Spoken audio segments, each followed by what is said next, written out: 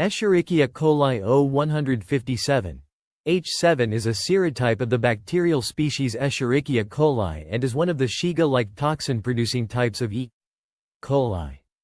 It is a cause of disease, typically foodborne illness, through consumption of contaminated and raw food, including raw milk and undercooked ground beef. Infection with this type of pathogenic bacteria may lead to hemorrhagic diarrhea and to kidney failure. Fluid replacement and blood pressure support can prevent death from dehydration. E. coli O157. H7 infection often causes severe, acute hemorrhagic diarrhea, although non-hemorrhagic diarrhea is also possible, and abdominal cramps. Usually little or no fever is present, and the illness resolves in 5 to 10 days. It can also sometimes be asymptomatic. Like other strains of the species, O157. H7 is gram-negative and oxidase-negative. Unlike many other strains, it does not ferment sorbitol, which provides a basis for clinical laboratory differentiation of the strain. Strains of E. coli that express Shiga and Shiga-like toxins gained that ability via infection with a prophage containing the structural gene coding for the toxin. Infection with E.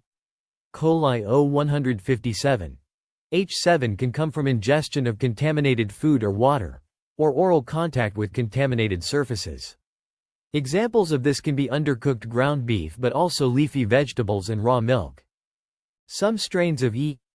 coli, like O157. H7, can produce Shiga toxin.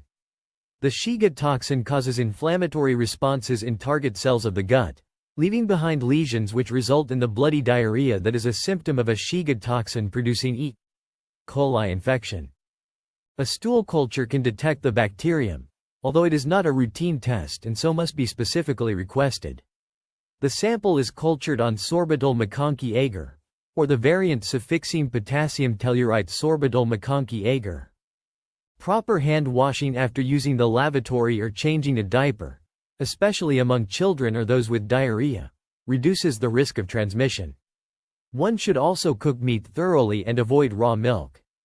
While fluid replacement and blood pressure support may be necessary to prevent death from dehydration, most patients recover without treatment in 5 to 10 days.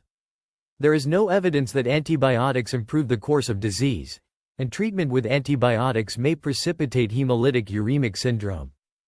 Estimates indicate that the pathogen results in more than 2,000 hospitalizations annually in the United States. The illness is sometimes misdiagnosed.